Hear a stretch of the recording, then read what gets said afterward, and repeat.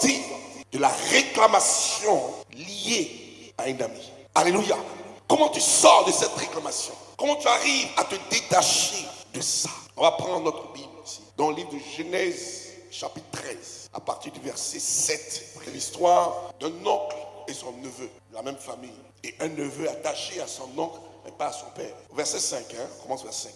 Lot, qui voyageait avec Abraham, avait aussi des brebis et des bœufs et des tentes. Lot, qui travaillait qui voyageait avec Abraham, avait aussi des brebis, avait aussi des bœufs et des tentes. Verset 6. Et la contrée était insuffisante pour qu'ils demeurassent ensemble, car leurs biens étaient si considérables qu'ils ne pouvaient demeurer ensemble. Il y a eu querelle entre bergers des troupeaux d'Abraham et les bergers des troupeaux de Lot. Les Cananéens et les Phérésiens habitaient alors dans le pays. Abraham dit à Lot, qu'il n'y en ait point, je te prie, de dispute entre moi et toi, ni entre mes bergers et tes bergers, car nous sommes frères.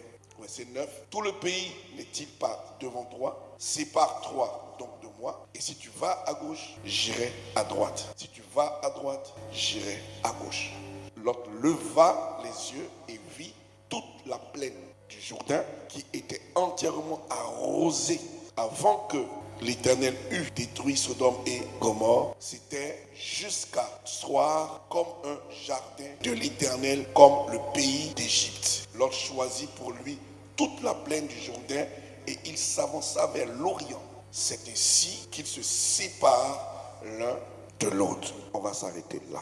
Je vais parler de ta vie et de ma vie en même temps. Je vais parler de tes émotions et de mes émotions, de tes choix et de mes choix. Je vais parler de ce que Dieu attend réellement de nous. La Bible nous parle d'un récit d'une famille qui l'a choisi pour sortir le peuple d'Israël. Et le choix a été fait par Dieu. Abraham a un frère, un grand frère, qui marié a des enfants, dont Lot en fait partie. Et le jour où Dieu a dit à Abraham, quitte ta famille, quitte ta maison et va dans le pays où je te montrerai. Alors, le petit neveu Lot, qui laisse son père, décide lui-même de suivre Abraham, qui est son oncle, et il laisse son papa. Est-ce par compassion pour dire je suis un enfant? Par quoi je ne sais pas. Mais certainement, Lot étant neveu, avait un certain âge, parce qu'il était berger. C'est un âge qu'il a suivi Abraham. Abraham a accepté que Lot le suive parce que c'est son neveu, parce que c'est son sang qui coule à lui. C'est le fils de mon frère. Je vais le prendre, on va y aller. Et sur la route, il y a des tracasseries, mais bon, il les surmonte. C'est le plan de Dieu de quitter la maison. Et voici que Dieu bénit Abraham. La bénédiction d'Abraham réjaillit sur son neveu. Et tout ce qu'Abraham a, Lot a pareillement. Lot subit la providence. Il subit l'impact de son oncle. Il subit cela. Il subit ça, mais il oublie qu'en subissant ça, il va se passer quelque chose. Parce qu'il n'est pas dans le plan de Dieu. Et à un moment donné, la bénédiction arrive. Et les bergers, comme on l'a lu ici, ont commencé à se battre entre eux. Parce que la bénédiction était débordante. Et Abraham décide de parler à son neveu. Et lui dit, je ne veux pas qu'il y ait querelle entre toi et moi. Parce que nous sommes frères. Ils ne sont pas frères du tout. Tu es mon neveu. Il lui a dit, choisis même ce que tu veux. Parce qu'il avait la révélation que sa présence a commencé à créer des problèmes. On a vu le côté matériel, mais le côté spirituel était plus dangereux. Parce qu'il sort d'un papa qui est idolâtre. Il a reçu une éducation d'idolâtre. Son père l'enseignait dans l'idolâtrie. La seule personne qui n'était pas idolâtre, c'était Abraham. Et il prend le petit et il va vivre avec lui. Même si Abraham prie son Dieu invisible, le petit Lot ne connaît pas le Dieu invisible d'Abraham. Lui connaît les téréphètes et tout ce que ces amulettes que son papa a l'habitude de prendre avec les Cananéens, tout ça, c'est comme ça lui travaille. Et donc, ce qui tombe sur Abraham tombe sur moi. Lui pensait que c'était ces choses qui faisaient qu'il le bénissait. Alléluia. Alors il dit, bon, il ne faut pas qu'il y ait des querelles entre nous. Comment il pourra querelle entre toi et moi? Mais non, tu sais d'où sort la bénédiction. Mais quand c'est comme ça, que tu pries ton Dieu, tu dis, c'est mon Dieu aussi qui m'a béni.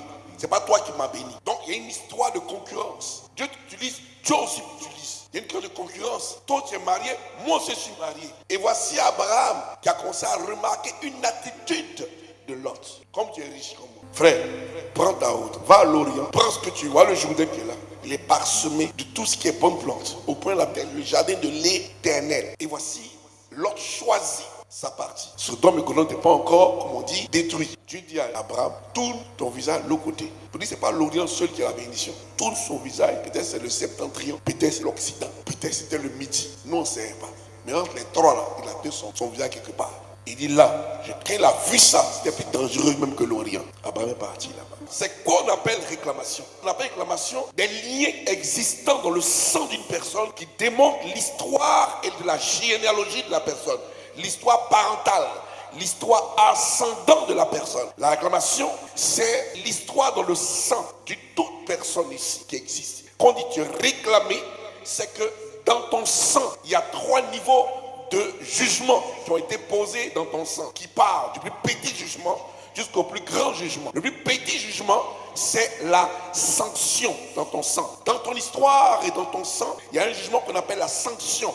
Une sanction qui a été posée dans ta vie. Pourquoi? Parce que l'histoire de ton sang nous démontre que tes parents qui étaient ascendants ont posé une action qui doivent régler ça tout de suite. Donc on te réclame parce que ta sanction n'a pas été acquittée. Ça, c'est le premier niveau de jugement. Le deuxième niveau de jugement qui est dans ton sang, ça s'appelle la sentence. Une sentence, c'est lorsque dans ton sang, il y a une histoire qui écrit que dans ce sang-là, les parents ont posé des actions qui ont réuni des familles, mais ça n'a pas été réglé. Il faut régler ça. Ça s'appelle ça la sentence. Le troisième niveau, qui est le last, qui est dangereux, ça s'appelle la peine. La peine, c'est lorsque dans ton sang, on découvre qu'il y a une histoire que tes parents ont fait. Il y a eu de la libation, il y a eu de la tuerie, et aujourd'hui, tu es prêt à être zigouillé, exécuté. Ou bien, ils ont posé un jugement qui t'empêche même de bouger, même de survivre, même d'avoir l'aide de qui que ce soit. Toute personne qui t'aide est touchée et frappée de malédiction. Ça, c'est la peine. 3 niveaux de jugement dans le sang. Et c'est ça qu'on appelle la réclamation. Quelqu'un me comprend? La définition de réclamation,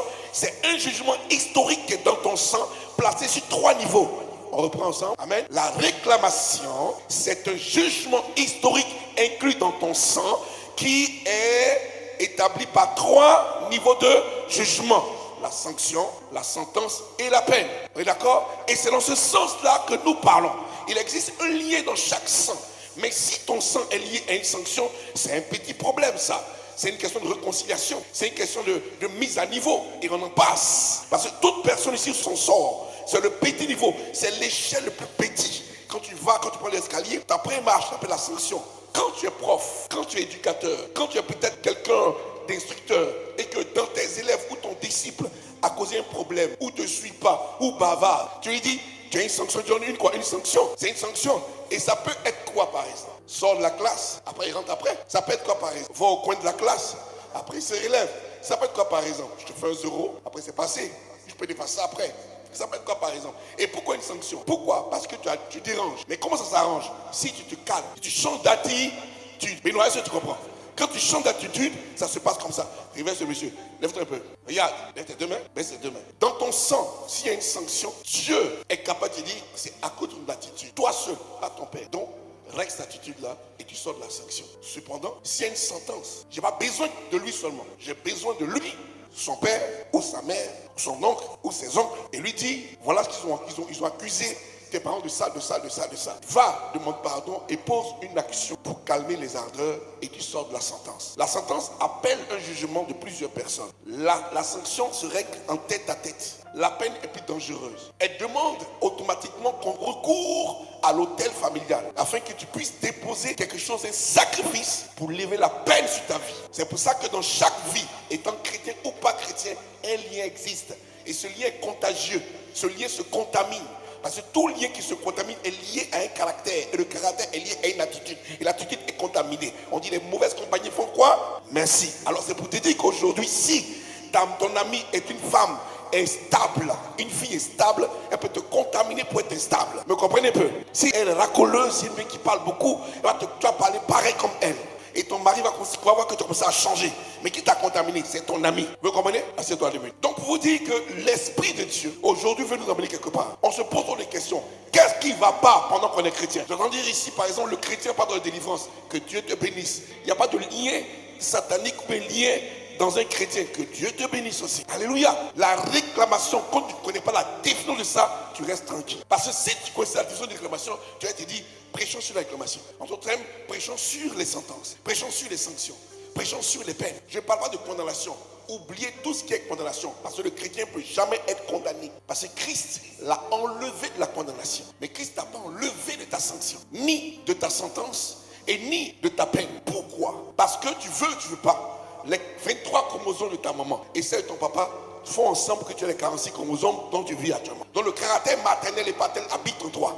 La seule chose que tu ne sais pas, c'est que ton âme a obligation de jouir de ton corps sous la pression du Saint-Esprit qui parle à ton esprit. Je reprends. Dans ton corps existent des vaisseaux sanguins qui sont le véhicule, les rails, la route de ton âme au travers ton sang, qui doit vivre parfaitement dans ton corps pour débloquer le potentiel à chaque niveau de ton corps, articulation, crânien, tout ce que tu peux imaginer. Mais le Seigneur a permis que l'âme connaisse les points et les stations nécessaires dans ton corps pour que ton corps puisse être une plateforme d'épanouissement pour ton âme, pour que toi tu les reflètes de manière vis-à-vis. Quand on te voit, on dit tu as un beau teint, sans maquillage, à cause de l'épanouissement de ton âme. Alléluia.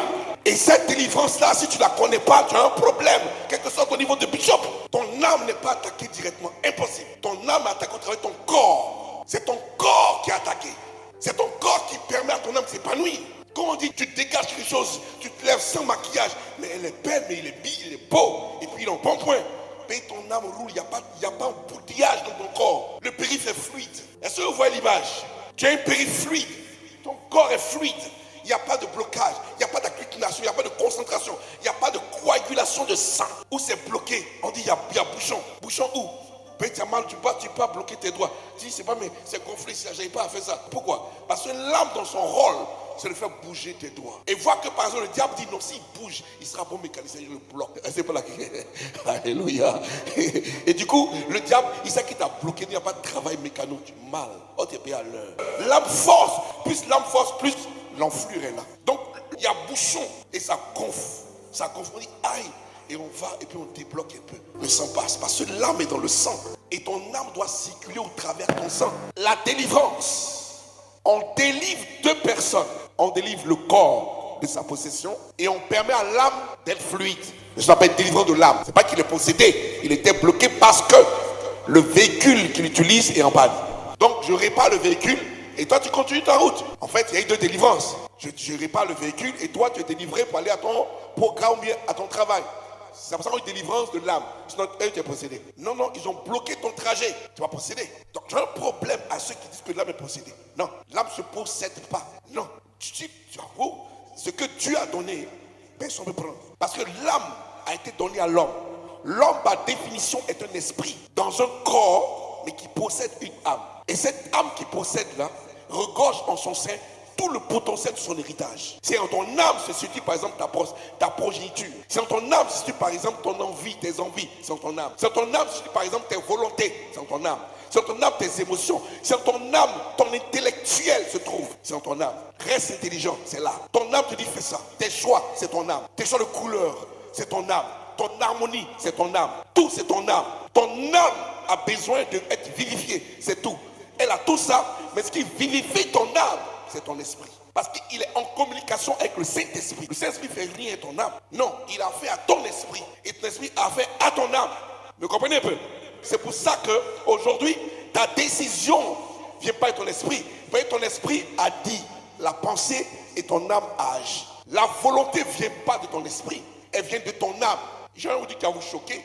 Dieu n'a pas de volonté. Dieu a des pensées. Mais la Bible dit que toute décision vient de l'Éternel. C'est quoi une décision?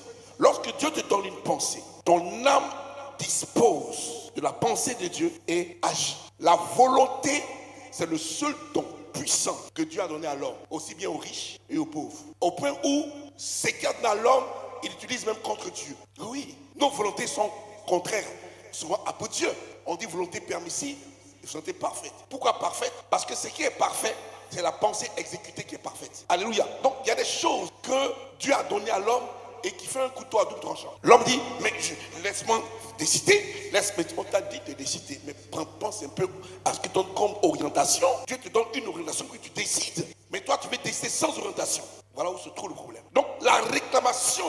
parle ici, où nous sommes sujets de sentences et de sanctions et de peines, vient du caractère et du sang des parents. Dès l'instant où on a un caractère en nous, on est obligé de pouvoir travailler ce caractère. On ne chasse pas un caractère, on le traite, le caractère. Il se traite. Si tu es colérique, traite la colère. On ne dit pas colère sort. Et comment il traite la colère? Il traite avec la présence d'une personne non colérique qui est arrivée à pouvoir se maîtriser. On traite la colère comme ça. Donc quelqu'un par exemple qui a un mauvais comportement, qui s'attache avec toi, qui est infecté par le sang des parents, la séparation de Lot à Abraham, on a vu la vraie nature de Lot. Il allait chez les impudiques, même si il avait la crainte de Dieu là-bas. Il fait quoi là-bas? On dit c'est dangereux. Sors? Non. Au point où un ange va détruire, tellement on t'a averti que c'est mauvais, mais tu ne sors pas. Et les personnes qui se plaisent dans l'environnement à cause de ce que par exemple ils ont eu leur dû là. Mais pourquoi est-ce que tu t'attaches à une personne dont tu as remarqué que sa présence te détruit? Tu remarques que le collègue là, quand tu marches à lui, c'est compliqué. Quand tu dis quelque chose, ça se casse. Même quand tu l'aides, tu as des problèmes financiers. Le problème se situe au niveau de tes choix et tes émotions. Dans les émotions, famille, émotions, il y a les bonnes émotions et les mauvaises émotions. Il faut savoir faire la différence et t'en séparer des mauvaises émotions. Le lien qu'il peut y avoir dans l'histoire d'une personne peut t'emmener à pouvoir perdre la vie. Tu peux être contaminé par le lien de ta camarade jusqu'à ce que toi tu te suicides. Parce que quand elle t'a connu, tu étais bien. Et quand tu es marché, elle, tu as commencé à dégrader. Mais tu n'as pas remarqué ça. Toi qui avais l'abondance, elle t'a réduit pour travailler avec elle. Jusqu'à ce que quand tu es conscient que c'est ça, parce que tu sais que c'est ça, directement, sans gars, il n'y a pas de camaraderie. Tu prends ta route. Parce que tu es en train d'impacter ma vie et ça ne m'arrange pas du tout. Donc prends ta route et va-t'en. Ce n'est pas la bénédiction qui ferait Abraham. C'est la paix. Oui, c'est la paix qu'Abraham recherchait. Tu travailles, tu t'entends. Mais il y a un problème. Abraham veut la paix. Il dit, va-t'en, parce que je ne veux pas de querelles. Donc il se sépare de son frère qui avait frère Lot. Va-t'en. Et Lot qui aime querelle, il a eu querelle là-bas dans Sodome et Gomorrhe. Et sa vie était catastrophique. Jusqu'à maudit, qu'on appelle les Moabites. Patriarche des Moabites. Où ses deux sœurs, ses deux filles, le saoulent pour coucher, pour en faire les Moabites. Maudit, une lignée maudite. Mais lorsque tu te sépares de quelqu'un qui est béni, toi, ta maison t'atteint vite. C'est pas moi qui te maudit, mais ça doit tenir son temps, ça doit aller à son cours. Mais vu que tu es avec moi, ça bloquerait un peu. Et ça commence à m'attaquer. Tes génies là m'attaquent. Donc il faut te séparer, tes génies vont t'occuper de toi, et moi, je vais m'occuper de moi. C'est ce qu'il s'agit. Ça arrive même pour les couples. Mais oui, tu es marié à quelqu'un, ça peut être problème pour toi. En couple, il peut se passer un lien de malédiction qui agit sur le foyer et qui fatigue. Ça s'appelle des choix, des faux choix. On est pressé, on avance. Le diable est toujours pressé, lui, parce qu'il a peu de temps. Donc lorsque tu as un lien de réclamation avec quelqu'un, parce que le lien de réclamation, tu peux être aussi sanctionné si elle est sanctionnée. Tu peux avoir une sentence si elle est sous sentence. Tu peux avoir une peine si elle est sous peine. C'est comme ça que ça se passe. Tu ne peux pas te permettre de pouvoir faire n'importe quoi comme ça. Ta vie est un trésor. On peut être réclamé facilement. Il y a prière et puis il y a prière. Mais quand tu arrives à une dimension de possession comme ça là, ça dépasse au niveau du pasteur, prophète, docteur. On appelle ces personnes-là des maîtres. Parce que Hébreux 5 en parle. Cherchez les maîtres. Parce qu'il y a des choses, on va t'imposer les mains. Zéro. Tu as jeûné. Zéro. Tout zéro. Ce n'est pas une position des mains. C'est ce qu'on donne à un maître pour sortir quelqu'un d'une malédiction. Il faut que Dieu fasse quelque chose dans nos vies. Il faut que nous soyons à même de pouvoir aller à une dimension et rentrer dans notre héritage. Notre âme regorge notre héritage. Tout est dans ton âme. Tout est dans ton âme. Que personne n'ait accès à ton âme facilement comme ça. Même si tu as saigné sur ton habit, va laver sans cachette. Alléluia, on va se lever.